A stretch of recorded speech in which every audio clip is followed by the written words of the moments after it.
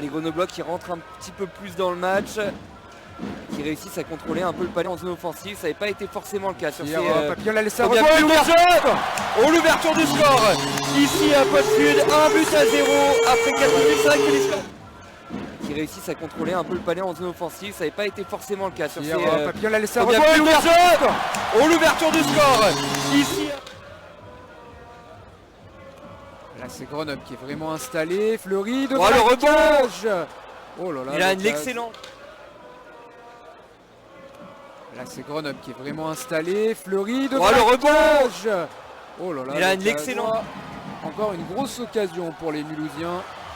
Nicolas Deschamps bien bloqué avant d'arriver jusqu'à la cage de Quentin Papillon. Ça joue physique là dans les bandes. Ça va ressortir pour Grenoble. Et ça fait 2-0 pour faire le 2-0. À 5 cage de Quentin Papillon. Ça joue physique là dans les bandes. Ça va ressortir pour Grenoble. Et ça fait 2-0 pour faire le 2-0. À 5 minutes de la fin, Grenoble qui fait le break. Gêné autant l'un que l'autre.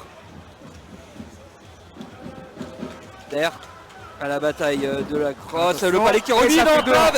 Et le retour sur ce but d'Andrei Richakov, encore lui le mire. D'air à la bataille de la crosse. Le palais qui remis dans le club. Bernardinelli. Deschamps aussi a perdu sa crosse. Non. Le lance Bernardinelli. Deschamps aussi a perdu sa crosse. Non. Le lance. Peut-être une dernière banderille pour les Scorpions avec l'Oiseau. Ouais, elle était pas si mal celle-là à 15 secondes de la fin. Peut-être une dernière banderille pour les Scorpions avec l'Oiseau. Ouais, deux buts d'écart, ok c'est rien. Un but ici. Donc les Mulhousiens qui peuvent revenir. Et les Chamoniards aussi. Donc il va falloir rester concentré sur ce résultat jusqu'au bout. Devant la cage. Quentin Papillon qui s'est couché. Deux buts d'écart, ok c'est rien. Un but ici. Donc les Mulhousiens qui peuvent revenir. Et les Chamoniards aussi. On sent clairement qu'on a un adversaire en face qui est venu pour jouer et qui n'a pas le choix de toute façon. Donc ça... On sent clairement qu'on a un adversaire en face qui est venu. Et pourtant il était vraiment parti comme une fusée. Tyler Welch là-dessus. Le palais devant la cage. Et là ça va donner un 5 contre 3. Et pourtant il était vraiment parti comme une fusée. Tyler Welch là-dessus. Le palais devant la cage. Et là ça va donner un 5 contre 3. Il y a peut-être quand même des forces qui ont été usées par les Mulhousiens dans cette défense de la cage de Quentin Papillon qui vient bloquer.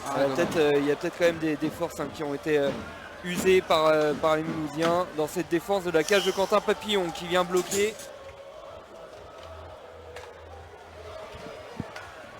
Il y a une crosse qui a été perdue dans l'histoire. Et les Grenoblois avec le contrôle du palais, il va se placer idéalement. Géris. Accélération des Géris dans l'axe. Oh, attention. Géris. Accélération des Géris dans l'axe. Oh, attention. Deschamps, il reste 23 secondes. Deschamps, il va tenter. C'est bien joué, l'accélération. Deschamps, il reste 23 secondes. Deschamps, il va tenter. C'est bien joué, l'accélération.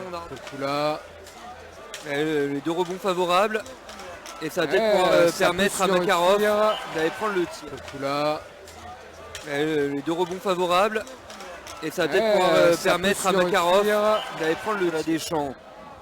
Pour aller mettre un petit peu de vitesse, de vie dans ce powerplay. Nicolas Deschamps. Pour aller mettre un petit peu de vitesse, de vie dans ce powerplay. Nicolas côté gauche, c'est pris le bouclier de Jakub Stepanek pour dévier le palais sur le côté. Stepanek encore une fois, le palais toujours contrôlé par Mulhouse. Guéris, Stepanek et c'est terminé. Côté gauche, c'est pris le bouclier de Jakub Stepanek pour dévier le palais sur le côté. Stepanek encore une fois, le palais toujours contrôlé par Mulhouse. Guéris, Stepanek et c'est terminé.